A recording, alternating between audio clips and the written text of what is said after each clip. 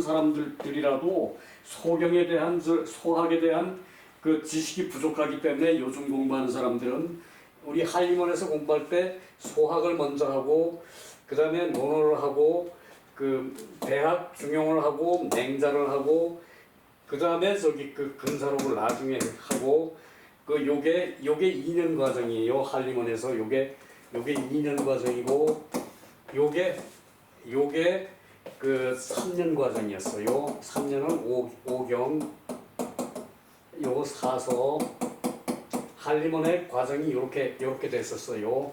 그 한림원에서도 5년이 걸리는데 저는 하루에 20분씩 하면서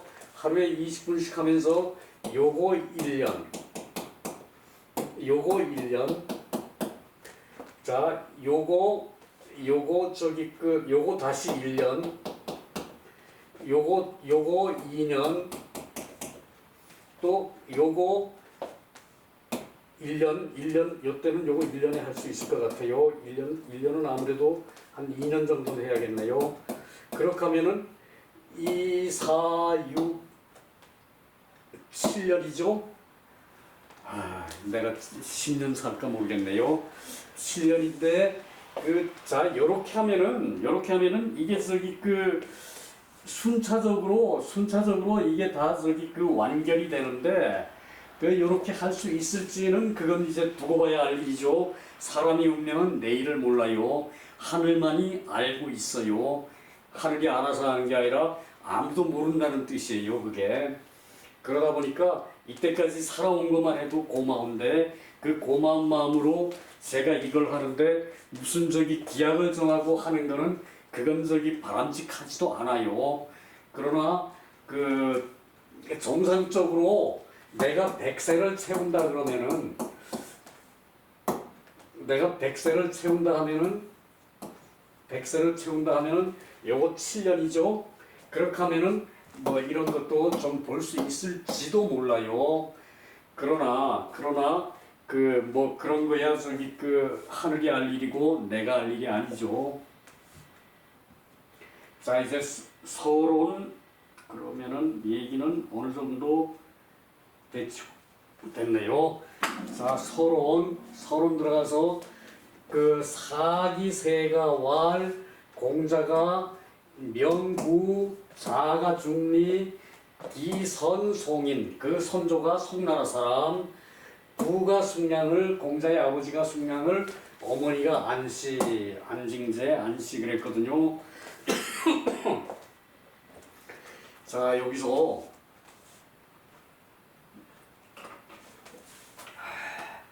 이 사기라는 걸 먼저 봐야겠죠. 사기는 사마천이 지은 거예요. 사마천도 사연이 많은 사람이죠. 그것도 다음에 보기로 하고요. 사마천의 사기에 본기가 있고 세가가 있고 열전이 있어요. 자, 사마천의 본기는 이거 천자를 중심으로 기록한 거예요. 천자를 중심으로. 그러니까 우리가 고대 왕조가 요순, 요임금, 순임금, 또 하나라의 우임금, 상나라의 탕임금, 주나라의 문왕 이렇게 되거든요. 임금, 문왕 이렇게 되는데 요 임금, 순임금 요거는 제라 그래요. 자, 요 임금은 요제, 순제 그러거든요. 그래서 요거를 이제 사망이라고 했어요. 사망은 하나라의 우임금, 상나라의 탕임금, 주나라의 문무왕, 요게 사망이에요. 사망. 이제 사망이라 그랬어요. 자, 공자가 이상적인 사회로 추구한 나라가 이상향으로 생각했던 나라가 요 이제 사망 때였어요. 이 이전에도 뭐 사망오제 뭐 어쩌고 그랬는데 그런 거는 다 그 전설적인 저거였고, 그 이제 사망은 요 기록이 서경도 이 역사서 사서적인 성격이 있거든요. 요 이제 사망에 본받아야 할 얘기, 뭐 정치체제라든가 사회상이라든가 이제 사망이 통치를 했을 때 그때 거를 기록해 놓은 게 서경인데, 그게 서경인데, 그렇다 보니까 이게 고대 사서쯤으로 역할도 하고 그러거든요. 그렇고, 그 다음에 이 서경의 이제 사망의 기록은 자세하게 있어요. 근데 사마천은 한대 초기 사람이에요. 한나라 초기. 사마천은 한나라 초기 사람이니까 이제 공자하고도 한 500년 정도의 600년 정도의 시차가 있어요. 공자는 2551년이거든요. 출생이 2551년, 공자는 BC 551년생이거든요. 그러니까 사마천하고도 한나라 초기니까 500년, 600년 정도의 시차가 있는 사람이에요. 그런데 이 사기에는 본가는 천자에 대한 기록이고, 천자라는 게 이제 요 분들이란 얘기죠. 요순, 하, 산, 주. 요 때의 기록이고, 그리고 세가는 이 제후국.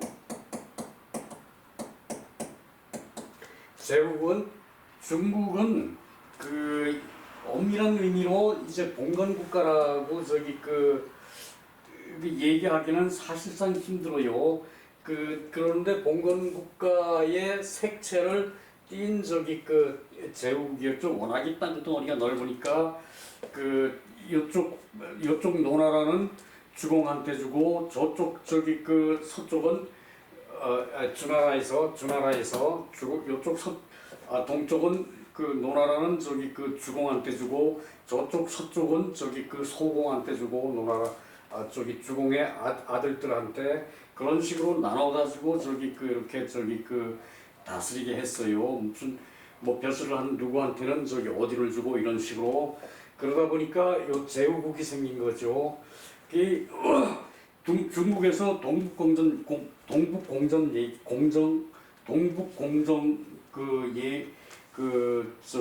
입안을 해가지고 고구려를 당나라의 제후국이라고 그랬죠. 이제 그게 이제 당나라를 섬기는 나라였다. 그래서 고구려도 당나라의 제후국이었다고 그랬는데, 그쪽하고 우리하고는 많이 달라요.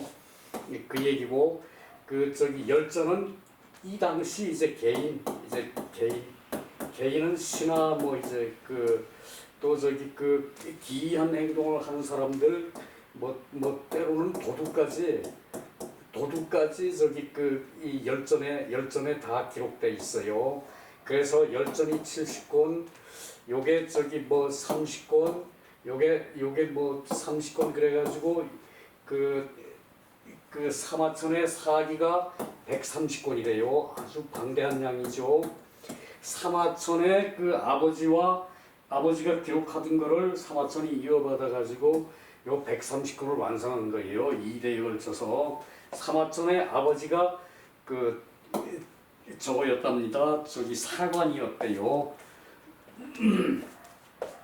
자, 그렇고,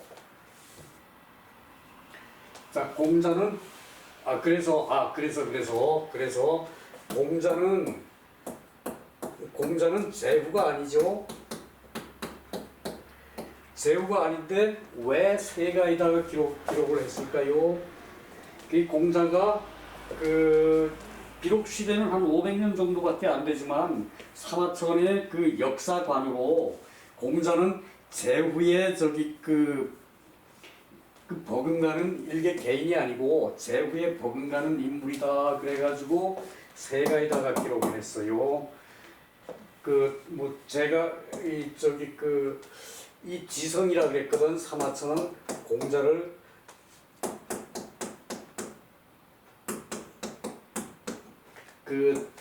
지극한 성인, 그러니까 지성이라 그랬어요. 공자를 지성이라 그랬는데 그리고 사표라 그러고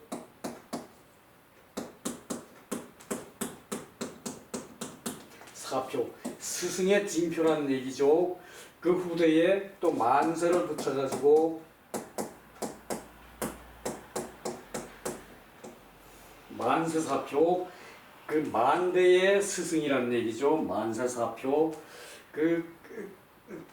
그렇게 했고, 그 다음에 맹자니 순자니 이런 사람들은 다 열전, 세가 밑에 열전이라고 그랬죠. 열전에 기록되어 있는 학자들이에요. 이런 분들은. 자, 그 정도 하고. 자, 공자의 출생 얘기네요. 공자의 이름은 구고, 공자의 머리가 가운데가 움푹 들어가고 정수리 가운데가, 그리고 이마는 튀어나오고, 그래서 언덕구자를 이름에다 붙였고, 그리고 자는 중인데 이 중은 공자가 둘째 아들에서 붙인 거고, 니는 이 부인 안증제가 니구산에서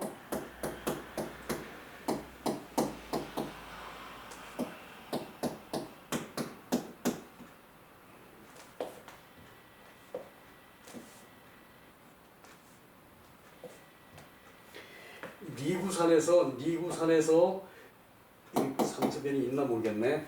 이 상처변이 없다고 봐야겠는데, 니구산에서 기도를 해서 공자를 얻었대요.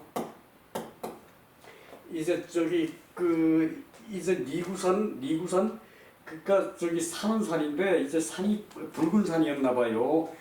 나무를 다 했다면은 산이 황폐해야 되죠.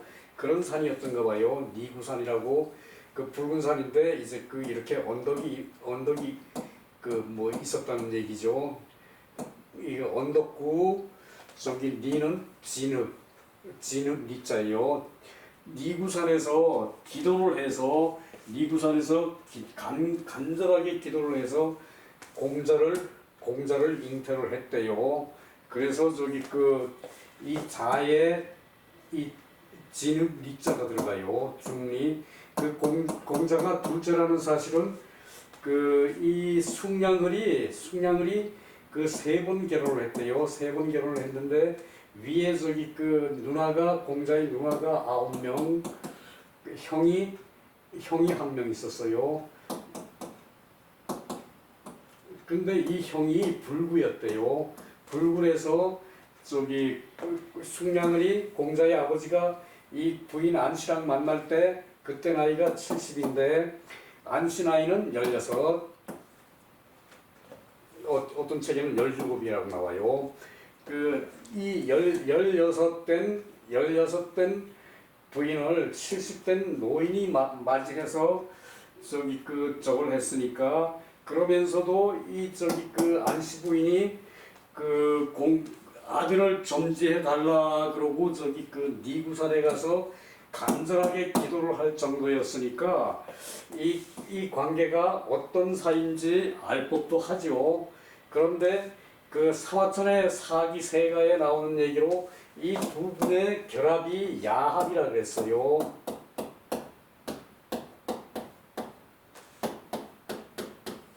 자, 들야자입니다. 들에서 두 분이 합했다. 그 말도 안 되죠. 들에서 어떻게 합합니까, 사람이. 그런데 이거는 결혼이 적합지 않았다. 이렇게 나이 차이가 나니까 결혼이 적합지 않았다는 얘기로 얘기로 저기 저기 야합이라고 썼을 거라고 짐작이 돼요. 70 그러니까 건장한 아들을 하나 보고 싶어서 결혼을 했으니까 이 저기 안징제가 사명감을 느끼고 그 니구산에 가서 기도를 해서 공자를 잉태할 정도니까 그 뭐 안씨 부인이 그 저기 이렇게 결혼을 했지만 그 이 결혼을 그 뭐 야합이라고 생각은 안 했을 수도 있다는 얘기예요. 그 어떨진 모르죠. 그 외에 또 어떤 사연이 있었을지도 모르죠. 그 형은 맹피거든요. 맞으라고 그래가지고 맹피라고 그랬어요. 맞으라고. 그리고 저기 둘째니까 공자는 중리라고 그러고 그랬는데 이 형이 붉으니까 옛날에 이 당시는 아들 하나 반듯한 아들 하나 얻자. 그리고 저기 결혼을 이제 이렇게 저기 만나서 할 수도 있었겠죠. 이 숙략은 그 노나라 이제 노나라 국경을 지키는 그 장군이었어요. 장군이었는데 이제 공자가 이제 유명해지면서 나중에 이제 대부라고 왜 자식이 왕이 되면은 그 아버지도 저기 무슨 왕 그러고 왕자를 붙여서 저걸 하지 왜요. 그래서 공자가 유명해지면서 사후에 나중에 대부라는 저기 칭호를 얻었는지는 모르겠는데 이제 대부라고 저기 얘기를 하는데 사실은 지방에 지방에 가 있는 장군이면은 1등 장군일 리가 없죠.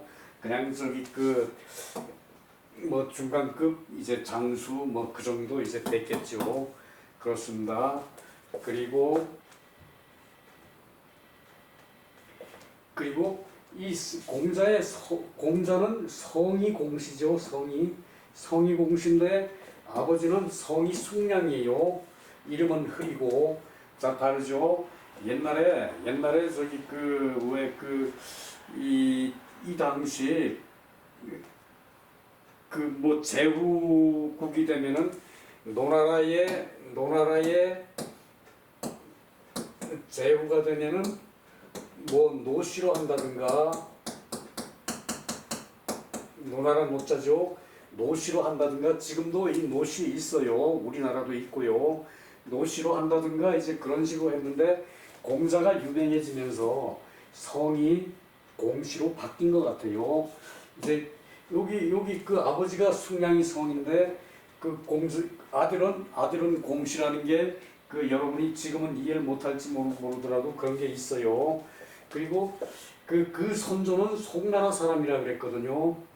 송나라 사람. 자, 봅시다. 중국의 지도가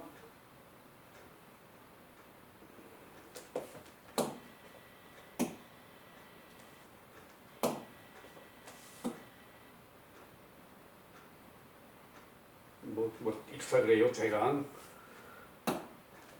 여기가 이제 월남이고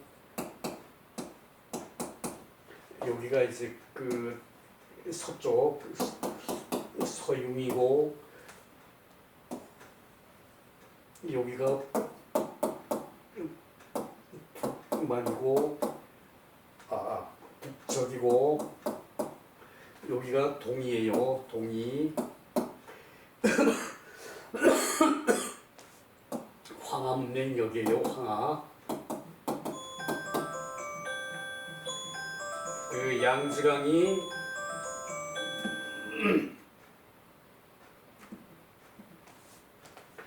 자, 양자강이 여기고 요게 우리나라고요. 요게 요하, 여기가 대륙하, 여기가 난하. 자, 이 요하, 대륙하, 난하는 고조선 고구려와 밀접한 관계가 있어요. 고구려가 유구성할 때는 이렇게 나라를 차지했어요. 물론 고조선도 이렇게 나라를 차지했고 그런데 우리 저기 그 이제 고구려, 고조선이 우리나라 저기 지금 요렇게 있어가지고 이제 뭐 고조선부터 영토가 이렇게 갈라졌댔어요. 이 남쪽은 그 이제 이쪽에서 이제 그 이쪽도 아니에요. 저기 그 중동에서 중동산항까지 여기서 이리로 들어왔다는 얘기도 있어요. 근데 뭐 이거는 저기 그 내가 지금 할 얘기는 아니고, 이게 저기 요게 그 동이족의 활동 영역이 이렇게 됐어요. 요게 상동반도 동이족의 활동 영역이 이만큼이었거든요. 근데 여기서 그 황하 문명이 이렇게 일어났죠. 자, 요게 그 제나라, 요게 노나라, 요게 그 양나라, 송나라, 뭐 위나라, 뭐 이런 식으로 있어요. 그 요게 송인데, 자 저기 그 이 중국 문명이 양자강 이북에서 시작됐어요. 양자강 이북에서. 그리고 저기 그 중화족도 여기에 있는 사람을 중화족이라 했지. 그 이쪽과 이쪽에 있는 사람을 중화족이라고 소리 안 했어요. 이쪽은 동이족, 여기는 흉노, 여기는 서융족. 그 이런 식으로 저기 그 돼 있어가지고 이거는 다 오랑캐였어요. 여기는 월남 쪽에는 남만 저기 그 여기 남쪽 오랑캐, 여기는 저기 그 동쪽 오랑캐, 북쪽 오랑캐, 서쪽 오랑캐, 이렇게 저기 했는데, 이 저기 황하 문명은 여기서 일어났거든요. 황하 문명의 일정 부분을 우리 동이족이 차지했었어요. 물론 그 당시 동이족이 지금 우리 민족이라고 말할 수는 절대 없죠. 이 동이족이 이 저기 중국 한족에 융화를 했고, 이 서유족이 한족에 융화를 했고, 북쪽 쪽이 이제 한족에 융화를 했고, 남만에서도 일정 저기 그 부류가 이 황하 지역에 저기 그 황하 문명에 동화를 했어요. 그 옛날에는 그렇죠. 여기서 저기 그 살기가 어려우면 옮겨가지고, 여기서 살기가 어렵고 뭐 이상한 뭐 도둑질을 하면